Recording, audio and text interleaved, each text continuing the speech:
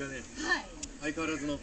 あら、本当だ。鰹節の中市本店さん。行列だよ。猫まんまおにぎりの行列ですよ。猫まんまおにぎりだね。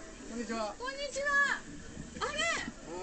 猫ちゃん。で、今日はこれ何？宣伝してますよ。猫まんま焼きおにぎり920円。美味しいにゃ。猫ちゃんは見えますか？今年のゴールデンウィークは旅行に行きましたか？猫ちゃん行ってない。猫ちゃんじゃあ毎日お仕事ですか？ミケちゃんね。あ、ミケちゃんとお名前なんだね。ミケちゃんとお名前。ミケちゃん毎日仕事。焼いてるね店長さんもいつも大変だけど、この中に入ってる人も大変だよ結構。これ入ってないからミケちゃんだから。今中で笑ってたもんだって。ね、ミケちゃんが笑ってんの。ね、はっちゃん。失礼しました。そういうこと言わない。ミケちゃんに。ね。はい、わかりました。頑張ってください。